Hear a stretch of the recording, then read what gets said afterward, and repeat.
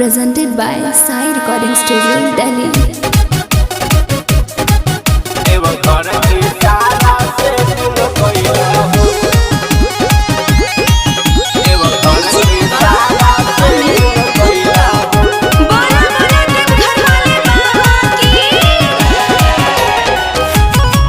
जोनपुर से तारिया मारुतिया हो, मारुतिया देवरू बुकिंग कैला हो।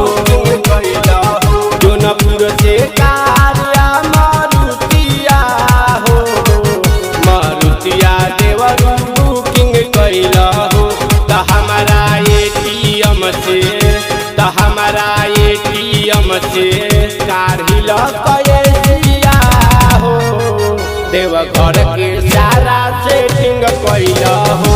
त हमारा एटीएम से काढ़िल कैसिया हो, देवघर के सारा सेटिंग कैला हो।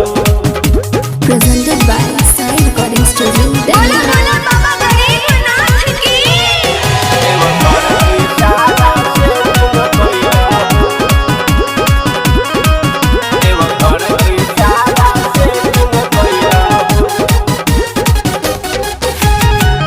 सावन सुदीन होला बाबा बैजू धाम के, लागे जयकारा सगरो खाली भोले बम के।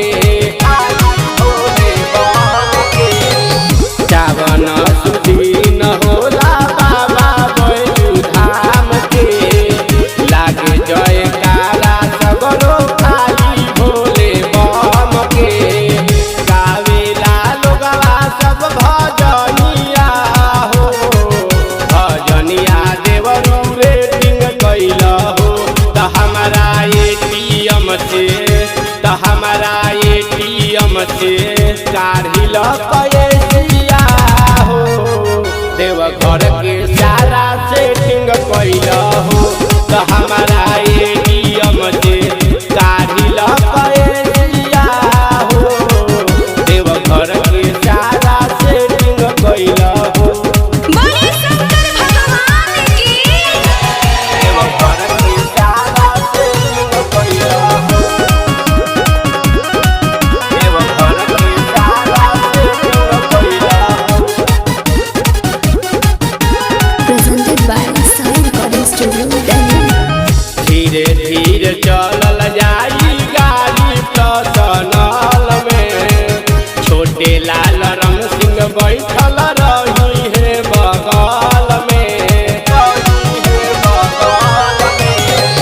धीरे धीरे चलल जाई गाड़ी प्लसनल में, छोटे लाल रंग सिंह बैठल रही है बगल में। मन जोग होई सब तैयारिया हो, तैयारिया देवरू हेटिंग कैला हो। त हमारा एटीएम से काढ़िल कैसिया हो, देवघर के